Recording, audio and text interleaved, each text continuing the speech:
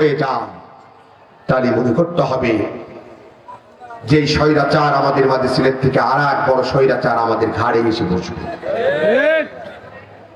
আপনারা কি সেটা চান? কথা বলেন। তাই আসুন, আমি ভূমিকা ছাড়াই, যেহেতু টাইম নাই, আমি যে সাবজেক্ট নিয়ে আলোচনা করব, আমার দিকে তাকান। লেখা হয়েছে তাফসীরুল কোরআন মাহফিল। আমাদেরকে দাওয়াত করা হয়েছে কোরআনের তাফসীর করার জন্য, ঠিক জানি ঠিক। আমার সাবজেক্ট থাকে, আপনারা জানেন সাবজেক্ট ভিত্তিক আলোচনা আমি করি, অতীতে 2 বার এখানে কথা বলেছি। আমি আজকে যে সাবজেক্ট নিয়ে আলোচনা করব, লম্বা আলোচনা নয়, সংক্ষিপ্ত 2-3টা কথা বলে শেষ করে দিব। মাপও চেয়ে নিচ্ছি কমিটির কাছে, যদি রাগও করে থাকে।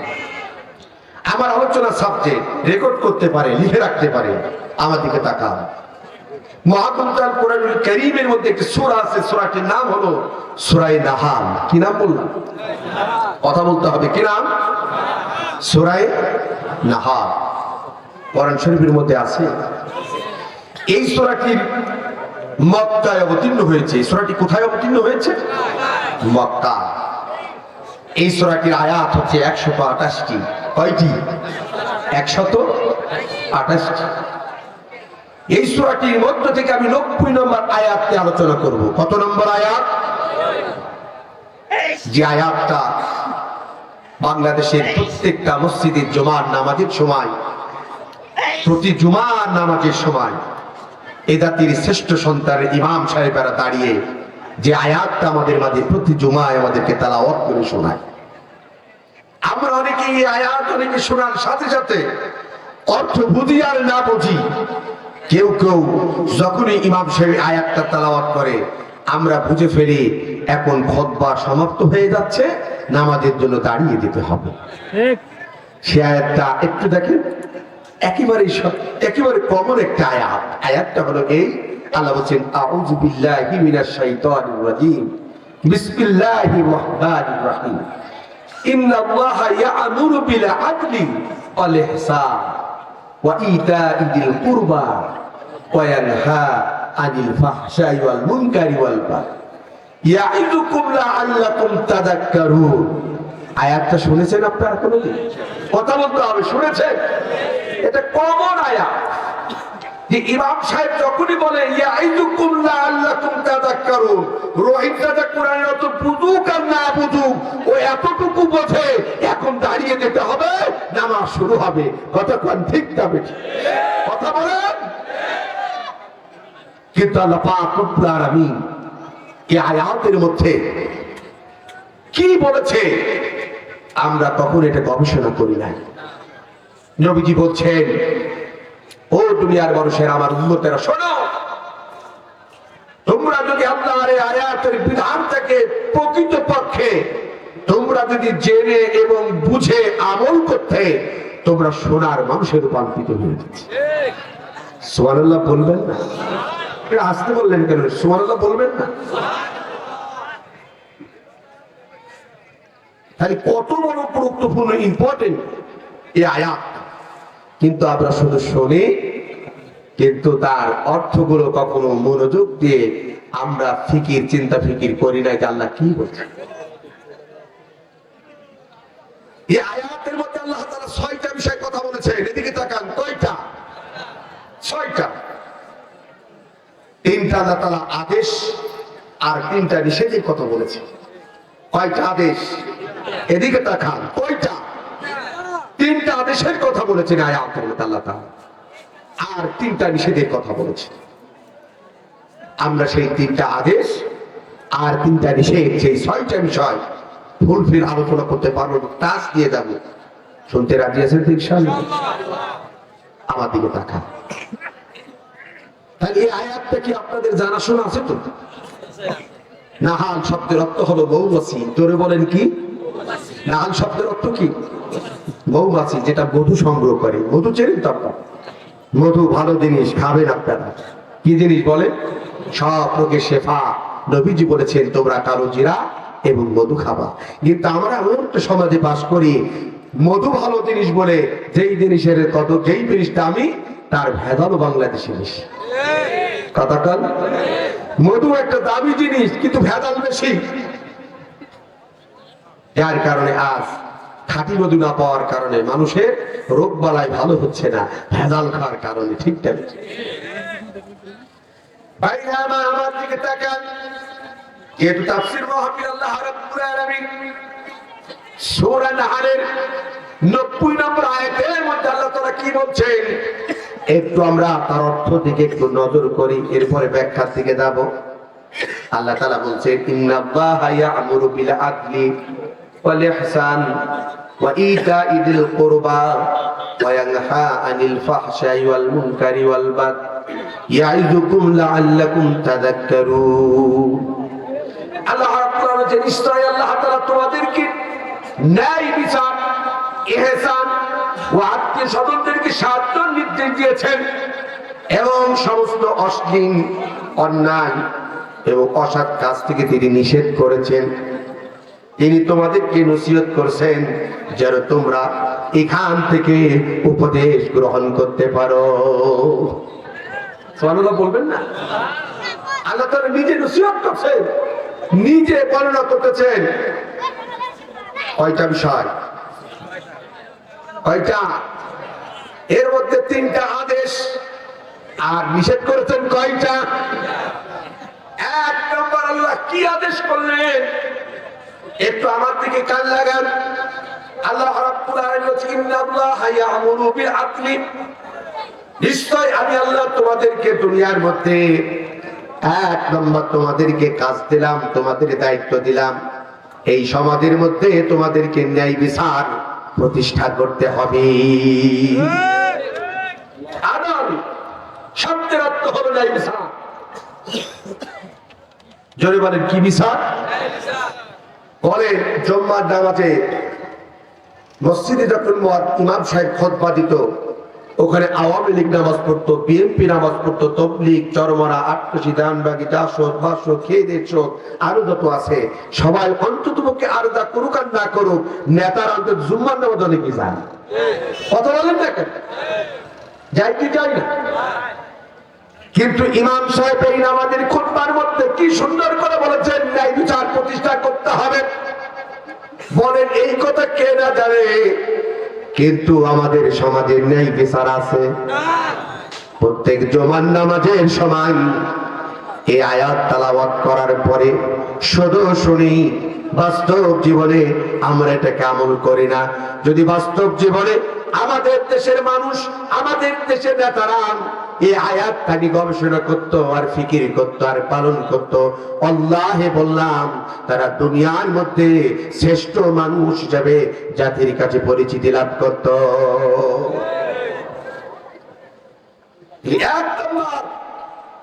ন্যায় বিচার, কি বিচার আছে আমাদের দেশে? আছে। অথচ নবীজি এর উম্মতদেরকে ন্যায় বিচারের জন্য অসংখ্য হাদিস বর্ণনা হয়েছে এবং যারা ন্যায় বিচার করবেন আল্লাহর নবী তাদের জন্য সুসংবাদ দিয়েছে। কি সংবাদ? সুসংবাদ দিয়েছে। নবীজি হচ্ছেন আমার উম্মতেরা, যারা এই সমাজের মধ্যে ন্যায় বিচার করবে কিয়ামতের দিন যখন কোন দুনিয়ার মধ্যে কোনো ছায়া থাকবে না, আল্লাহ পাক রব্বুল আলামিনের নবী বলছেন 7 শ্রেণীর মানুষদেরকে আল্লাহ তাআলা সেদিন স্পেশাল ভাবে তাদেরকে স্পেশাল ভাবে ছায়া দান করবে। 1 নাম্বার ইমামুল আদিল, ন্যায় বিচারক যারা হবে, ন্যায় শাসক যারা হবে, এদেরকে আল্লাহ পাক রব্বুল আলামিন আরশে আজিমের নিচে তাদেরকে ছায়া দান করবে। এবং বুখারী শরীফের মধ্যে রয়েছে কোন ব্যক্তি যদি যুদ্ধের ময়দানে যদি নাও যায়, ওই যুদ্ধের ময়দানে কি শহীদ যারা শহীদ হয়, আর কেউ যদি ন্যায় বিচার যদি সমাজের মধ্যে প্রতিষ্ঠা করে, ন্যায় বিচার যদি করে, কিয়ামতের ময়দানে আল্লাহর নবী বলছেন হিসাব নিকাশ করার পরে নবীরা যেই জান্নাতে থাকবে, সাহাবীরা যেই জান্নাতে থাকবে, শহীদরা যেই জান্নাতের মধ্যে থাকবে, সমাজের মধ্যে যারা ন্যায় বিচার প্রতিষ্ঠা করবে আল্লাহ পাক রব্বুল আলামিন তাদেরকে ওই নবী এবং সাহাবী শহীদদের সাথে জান্নাতের মধ্যে থাকার অনুমতি দিয়ে দেবে। ইমামুল আদিল, ন্যায় বিচারকদেরকে আল্লাহ তাআলা তো সুবর্ণ সুযোগ দিয়েছে, কিন্তু আজ আমাদের দেশে ন্যায় বিচার নাই। যার কারণে ভালো মানুষগুলোকে, তাহাজ্জুদগুজারি মানুষগুলোকে মিথ্যা মামলা দেয় যে অমুকের বাড়িতে এতগুলো জঙ্গি বই পাওয়া গেছে, বোম সহ। কথা বল ঠিক না? আর অমনি করে আমাদের বিচারকরা ঘ্যাস ঘ্যাস করে রায় দিয়ে দেয়, এর 3 বছরের জেল দিয়ে দাও, যাবজ্জীবন সশ্রম কারাদণ্ড এবং ফাঁসির কাস্টে ঝোলাও। কথা বলেন। আর বাংলাদেশের ইতিহাস এই 53টি বছর পর, স্বাধীনতার 53টি বছর পার হয়ে গেছে। সুন্দরবন থানার ভাইরা, এই ইমামুল আদেল ন্যায় বিচারক আমরা না পাওয়ার কারণে এই সমাজে দুর্নীতি বেড়েছে, ধর্ষণ বেড়েছে, খুন বেড়েছে, লুটতরাজ বেড়েছে, ভোট ডাকাতি বেড়েছে। কথা বলে ঠিক কে? এর একটাই কারণ কি নাই? কথা বলতে হবে কি নাই? ইমামুল আদেল ন্যায় বিচারক আজকে আমাদের বড় অভাব। অথচ আমরা নবীর উত্তরসূরি, আমাদের নবীকে আমরা নেতা মানি। আমাদের নেতা কি জুলুমবাজ ছিল? ন্যায় বিচারক ছিল কিনা? একটু জবাব দেন। কেমন ন্যায় বিচারক ছিল? আমার দিকে দেখেন। রাসূলের জামানায় মদিনার একটি মেয়ে নাম ছিল ফাতেমা। এই মেয়েটি ছিল বনু মাখজুম গোত্রের মেয়ে, খুব সম্ভ্রান্ত পরিবারের একটি মেয়ে। চুরি করেছে, নবীজির কাছে বিচার গিয়েছে। আল্লাহর নবী শোনার সাথে সাথে ওই বনি মাখজুম গোত্রের মেয়ে ফাতেমার হাত কাটার অনুমতি দিয়েছে। কি কাটার অনুমতি দিয়েছে? হাত কাটার অনুমতি দিয়েছে। সাহাবীরা চিন্তা করলো, এই মেয়েটি তো খুব সম্ভ্রান্ত পরিবারের একটি মেয়ে, তাকে যদি হাত কেটে দেওয়া হয় আমাদের ইসলাম প্রচার করতে গিয়ে সমস্যা হতে পারে, বিঘ্ন ঘটতে পারে। এই জন্য কয়েকজন সাহাবী মিলে সিদ্ধান্ত নিলেন। আল্লাহর নবী একজন সাহাবীর কথা খুব মনোযোগ দিয়ে শুনতেন। তার নাম ছিল হযরত উসামা ইবনে যায়েদ রাদিয়াল্লাহু তাআলা। কয়েকজন সাহাবী হযরত উসামা ইবনে যায়েদকে ডাকতে বললেন, উসামা, নবীজি তো তোমার কথা খুব ভালোভাবে শোনে। এই এখানে একটা সম্ভ্রান্ত পরিবারের মেয়ে, নাম হলো ফাতেমা, বনি মাখজুম গোত্রের মেয়ে, খুব সম্ভ্রান্ত পরিবারের মেয়ে। চুরি করার অপরাধে আল্লাহর নবী তাকে হাত কাটার অনুমতি দিয়েছে। ভাই উসামা, আল্লাহর নবীর কাছে গিয়ে একটু কি তার বিচারটাকে একটু হালকা করা যায় না? এর জন্য কি একটু সুপারিশ করা যায় না? হযরত উসামা ইবনে যায়েদ রাদিয়াল্লাহু তাআলা সাথীদের কথা অনুযায়ী আল্লাহর নবীর কাছে গেলেন। নবীজি উসামাকে দেখামাত্র সালাম দিলেন। হযরত উসামা ইবনে যায়েদ রাদিয়াল্লাহু তাআলা সালামের জবাব দিলেন। এরপরে আল্লাহর নবী ডাকতে বললেন, উসামা, কিছু বলবা নাকি? হযরত উসামা ইবনে যায়েদ ডাকতে বললেন, ইয়া রাসূলুল্লাহ, ইয়া হাবিবাল্লাহ, আমি একটা কথা বলার জন্য আপনার কাছে আমি এসেছি। নবীজি ডাকতে বললেন, উসামা বলো, কি কথা বলতে চাও? উসামা ডাকতে বললেন, ইয়া রাসূলুল্লাহ, এই মদিনার একটা সম্ভ্রান্ত পরিবারের মেয়ে, বনি মাখজুম গোত্রের মেয়ে, নাম হলো ফাতেমা। ওগো নবীজি, এই মেয়েটি চুরি করার অপরাধে আপনি তাকে রায় দিয়েছেন তার হাত কেটে দেওয়া হোক। ওগো নবীজি, এই মেয়েটি তো খুব সম্ভ্রান্ত পরিবারের মেয়ে। আমাদের সাথীরা আমি আপনার কাছে একটা আবদার নিয়ে এসেছি, একে যদি হাত কেটে দেওয়া হয় হয়তো আমাদের ইসলাম প্রচার করতে গিয়ে বিঘ্ন ঘটতে পারে, আমাদের সমস্যা হতে পারে। তাই এই ফাতেমার হাত কাটাটাকে একটু হালকা রেখে, হাত কাটাটা বাদ দিন, হালকা কোনো শাস্তি কি তার উপর প্রয়োগ করা যায় কিনা, তাই আপনার কাছে আবদার নিয়ে আমি এসেছি। আল্লাহর নবী আখির জামানার পয়গম্বর। এই কথাটা শোনার সাথে সাথে নবীজির চোখ লাল পল্লীর হয়ে গেল। আল্লাহর নবীর চেহারার মধ্যে একটা লালিমা ভাব দেখা যায়। আল্লাহর নবী ডাকতে বলে, উসামা, তুমি কি চাও না আমি নবীজি আল্লাহর কোরআন দিয়ে তার বিচারটা করব? তার কারণ কোরআনুল কারীমের মধ্যে চোরের বিধান এসেছে, ওয়াসারিকু ওয়াসারিকাতু, চোর ছেলে হোক আর মেয়ে হোক, তার উভয়দেরকে হাত কেটে দাও। ও উসামা, তুমি কি চাও না আমি নবীজি আল্লাহ পাক রব্বুল আলামিনের কোরআন বিধান অনুযায়ী তার বিচার ব্যবস্থা করি, তার বিচার ফয়সালা করি? তুমি কি চাও না আমি যদি আল্লাহর কোরআনের বিধান অনুযায়ী যদি তার বিচার না করি, আমি যতই আখিরি জামানার পয়গম্বরের হই না কেন, আমি যত বড় আখিরি জামানার পয়গম্বরের নবী হই না কেন, কিয়ামতের ময়দানে আল্লাহ পাক রব্বুল আলামিন আমাকে আসামির কাঠগড়ায় আমাকে দাঁড় করাবে।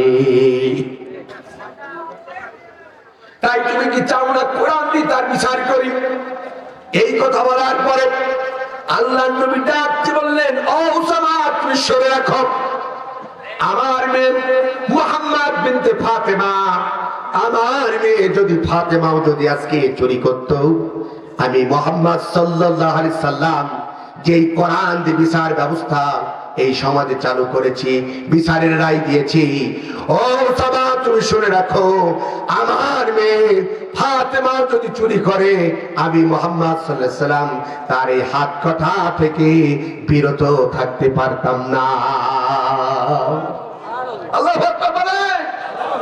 নবীজি বলছেন, আমার মেয়ে ফাতেমা সেও যদি চুরি করতো, আমি মুহাম্মদ সাল্লাল্লাহু আলাইহি সাল্লাম থেকে হাত কাটতে বলতাম, কোন স্বজন প্রীতি করতাম না। বলেন না কেন আল্লাহু আকবার। ইনারা ছিলেন ইমামুল আদিল, ন্যায় বিচার। আর আমরা এমন একটা সমাজে বাস করি, আমাদের নেতাদের চরিত্র কেউ যদি ধর্ষণ করে, রাত্রি গিয়ে যদি তার বাপ কি বলে, 5 লাখ টাকা থাকলো, নেতা অমুকের মেয়ে ধর্ষণ করেছে, তুমি যেমনি হোক বিচারটা উল্টাই দিবা। আমাদের দেশের বিচারক কয় 5 লাখে হবে না, তোর তো জায়গা জমি 6 সম্পদ কম নাই, যা 10 লাখ টাকা দিবি, বিচার উল্টাই দেব। তোর ছেলে ধর্ষণ করে নাই, বরং তোর উল্টা মামলা দিয়ে, মিথ্যা মামলা দিয়ে জেলে ঢুকাই দেব। কতক্ষণ দেখা ঠিক তবে ঠিক। হ্যাঁ বাংলাদেশের মুসলমান, আর স্বাধীনতার 53টি বছর পরে যারা আজকে চেয়ারম্যানের দায়িত্ব পালন করেছে, পৌরসভা বলেন, উপজেলা বলেন, ইউনিয়নে বলেন, প্রত্যেকটি সেক্টরে কয়েকজন আল্লাহওয়ালা ব্যতীত ম্যাক্সিমাম স্বৈরাচার তারা পরিচালিত হয়েছে। কথাটা ঠিক তবে ঠিক। যাদের মধ্যে এই চরিত্রগুলো আমরা দেখতে পেয়েছি, টাকার বিনিময়ে রাতারাতি রায় উঠে যায়। গরিবের একরকম বিচার, ধনীদের একরকম বিচার। কথা বলেন ঠিক তবে ঠিক। আল্লাহর নবী এরপরে ডাকতে বলছেন, হ্যাঁ উসামা তুমি শুনে রাখো, আগের জামানায় যত নবী রাসূলকে আল্লাহ তাআলা প্রেরণ করেছিল, ইহুদি এবং নাসারাদের উপরে আল্লাহ পাক রব্বুল আলামিন যে তাওরাত নামক ইনজিল নামক কিতাব, তারা যে কিতাবের অনুসারী দাবি করে, ওই কিতাবের মধ্যে আল্লাহ তাআলা চোরি করলে হাত কেটে দাও, কিন্তু তারা এই আইনটাকে সরাই দিয়ে সমাজের মধ্যে তারা একটু একটা হালকা আইন ওই জায়গায় জুড়ে দিয়ে ওই কিতাবের রদবদল করে দিয়েছিল, যার কারণে আল্লাহ পাক রব্বুল আলামিন কিয়ামত পর্যন্ত ইহুদি এবং নাসারাদের প্রতি আল্লাহ নাফর এবং তাদের মধ্যে একটা দ্বন্দ্ব ফাসাদ সৃষ্টি করে দিয়েছে। তুমি কি চাও আমার উম্মতের মধ্যে এই বৈশিষ্ট্য ঢুকে যাও? এটা কি তুমি চাও? বললেন না। এরপরে নবীজি বলতে, তাহলে শোনো, তোমাদেরকেও ন্যায় ইমামুল আদিল, ন্যায় পরায়ণ শাসক তোমাদেরকে হতে হবে। আমি রাসূলের ইন্তেকালের পরেও বলেন না কেন সুবহান। এটা হলো নবীজির চরিত্র। এবার আসেন সাহাবীদের বৈশিষ্ট্য কেমন ছিল। সাহাবীরা ছিল ইমামুল আদিল, ন্যায় বিচারক। আমরা জানি আমাদের খলিফা কয়টা, একটু ধরে বলতে হবে কয়টা? 4 জন খলিফা। এর মধ্যে একজন খলিফা হচ্ছে হযরত আলী রাদিয়াল্লাহু তাআলা, যাকে বলা হতো আসাদুল্লাহিল গালিব, সমস্ত কাফেরদের বিরুদ্ধে যাকে আল্লাহ পাক রব্বুল আলামিন পাক হিসেবে পাঠিয়েছিলেন। সেই আসাদুল্লাহিল গালিব যখন রাষ্ট্রের রাষ্ট্রপ্রধান, দেশের প্রেসিডেন্ট, কোন একটা যুদ্ধের ময়দানে তার একটা গুরুত্বপূর্ণ মূল্যবান একটা জিনিস হারিয়ে গিয়েছে, সেটা ছিল একটা ঢাল।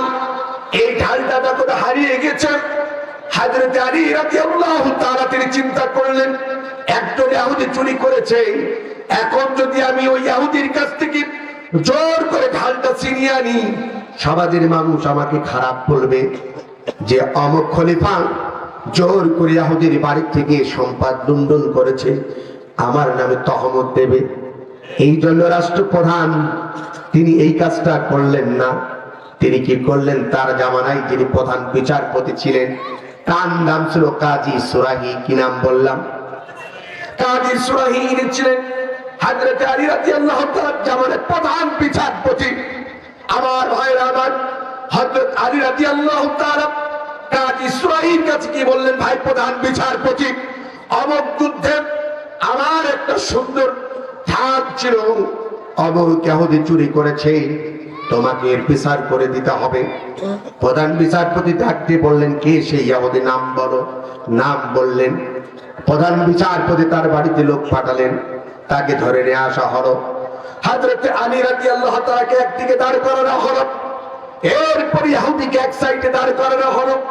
এবার প্রধান বিচারপতি প্রধান রাষ্ট্রপতির আসামির কাঠগড়ায় দাঁড় করে বলতেছে, ও হযরত আলী রাষ্ট্রপ্রধান, আপনি, আমি হলাম প্রধান বিচারপতি, আপনাকে কিছু প্রশ্ন করব, উত্তর দিতে হবে।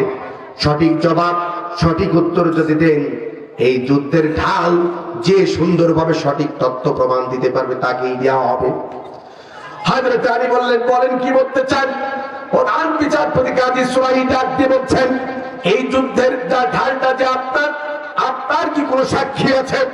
প্রধান বিচারপতি কথা বলার সাথে সাথে হযরত আলী রাদিয়াল্লাহু তাআলা ডাক দিয়ে বলছেন, হ্যাঁ সাক্ষী আছে। বলছে, কে সেই সাক্ষী? বলছে, আমার ছেলে ইমাম হাসান রাদিয়াল্লাহু তাআলা। আল্লাহু আকবার। প্রধান বিচারপতি ডাক দিয়ে বললেন, তোমার যেহেতু ছেলে, এই সাক্ষী আমি মানি না, এই হাসান বাদে আর কি আছে? ডাকতে বললেন, আমার আজাদ গোলাম, সে আমার সাক্ষী, এই যে যুদ্ধের ঢালটাতে আমার সে উজাড়ে। হযরত কাজী সুরাহি ডাকতে বললেন, রাষ্ট্রপ্রধান, ভাই আলী, আপনার নিজের গোলামকেও আমি সাক্ষী হিসাবে মেনে নিতে চাই না, এই বাদে আর কি কেউ কোনো সাক্ষী আছে আপনি বলুন। হযরত আলী রাদিয়াল্লাহু তাআলা বিকল্প কোনো সাক্ষীকে দেখাতে পারেন নাই। সাথে সাথে প্রধান বিচারপতি কাজী সুরাহি ওই ইহুদির দিকে রাইটা দিয়ে বললেন, এই ঢালটা আলীর নাই, এই ঢালটা হলো এই ইহুদির। ওদিকে ইহুদি ঢালটা পাওয়ার সাথে সাথে মনের মধ্যে একটা আনন্দ কাজ করছে, আর একটা প্রশ্ন তার উকি দিচ্ছে। সে ভেবেছিল, আমি একজন ইহুদি, আর আলী হচ্ছে রাষ্ট্রপ্রধান, তারই নিয়োগপ্রাপ্ত প্রধান বিচারপতি হল কাজী সুরাহি। আমি যেহেতু বেধর্মী, আমি অন্য ধর্মের মানুষ, জিন্দেগিতেও কোনোদিন প্রধান বিচারপতি আমার দিকে রায়টা দেবে না, আলীর দিকেই রায়টা দেবে, আমার দিকে কোনোদিন রায় দেবে না। কিন্তু যখন রায়টা তার দিকে চলে গেল, খুশিতে মনটা ভরে গেল। এবার যুদ্ধের ঢালটা নিয়ে রাস্তা দিয়ে হাঁটা শুরু করলেন। ওমর হযরত আলী যাচ্ছিল তার সামনে দিয়ে, আস্তে করে ইহুদি ডাকতে বলে, ভাই আলী দাঁড়াও। হযরত আলী রাদিয়াল্লাহু চমকে দাঁড়িয়ে গেলেন। ডাক দিয়ে বলছে, কি হলো তোমার? আবার তোমার তো প্রধান বিচারপতি যুদ্ধের ঢাল দিয়ে দিয়েছে, এটা তোমার, আমার আর তোমার সাথে কোনো কথা নাই। ইহুদি ডাকতে বলছে, ভাই কথা আছে, এই যে যুদ্ধের ঢালটি, এটা মূলত চুরি করেছিলাম একটা কারণে। আল্লাহু আকবার বলবেন না? বলতে, সেই কারণটা কি তোমার? বলছে, আমি সারা জীবন শুনেছি ইসলামী হুকুমত যারা প্রতিষ্ঠিত করে, তারা কোরআন সুন্নাহর আলোকে বিচার ফায়সালা করে, 1 ইঞ্চি পরিমাণ তারা কোনো সদনপ্রীতি করে না, কোনো আত্মীয়করণ করে না, কোনো দলীয়করণ করে না। তাই আমি একটু জাস্টিফাই করার জন্য এই যুদ্ধের ঢালটা আমার নাই, আপনার আমি চুরি করেছিলাম, একটু টেস্ট করার জন্য, সত্যটা জাস্টিফাই করার জন্য, ভাই আলী এই নেন আপনার যুদ্ধের ঢাল, আপনাকে দিয়ে দিলাম। এবং আজ থেকে আমি আপনাদের আদর্শ এত সুন্দর, ইসলামের বিচার ব্যবস্থা এত যে সুন্দর, এই চরিত্র তো দেখে